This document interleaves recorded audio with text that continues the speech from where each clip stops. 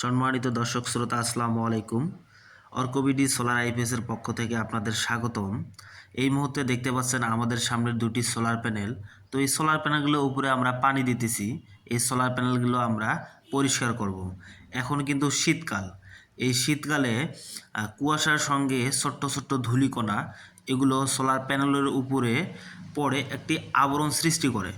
এই আবরণটা যখন সৃষ্টি হয়, এমনিতে শীতকালে সূর্যের আলোটা কম থাকে এবং এই সোলার প্যানেলের উপর যে আবরণটা পড়ে, এই আবরণটা পড়লে সূর্যের আলোটা সোলার প্যানেলে পড়ে না। এই সোলার প্যানেলে সূর্যের আলোটা না পড়ার কারণে প্যানেল থেকে মাত্র আমরা 20% আউটপুট পেয়ে থাকি। 100%-এর ভিতর আমরা 20% আউটপুট পেয়ে থাকি, বাকিটা আমরা পাই না। এর কারণটা হচ্ছে আমাদের উত্তরবঙ্গে বিশেষ করে সূর্যের আলোটা থাকে না এবং শীতকালে সূর্যের আলোটা থাকে না এবং এর উপর যে ময়লার আস্তরণটা থাকে, এই ময়লার আস্তরণটা থাকার কারণে সূর্যতে প্যানেল থেকে আমরা আউটপুটটা পাই না।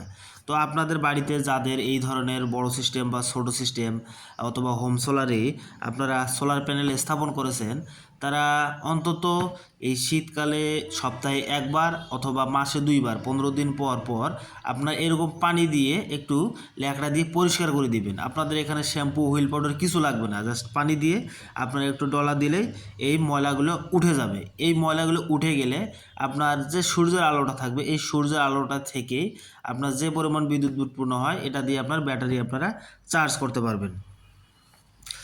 তো আপনাদের যাদের এই ধরনের সোলার প্যানেল অথবা এই ধরনের সোলার সিস্টেমগুলো লাগবে, তারা আমাদের সাথে যোগাযোগ করতে পারেন। আমাদের ঠিকানা রংপুর অর্কোডিএস, কামাল কাসলা, জিএল রায় রোড, রংপুর। আমরা এখান থেকে আপনাদের সব ধরনের সোলারের পরামর্শ, সুবিধা এবং স্থাপন, ইনস্টলেশন, আইপিএস সবগুলো আমরা দিয়ে থাকি।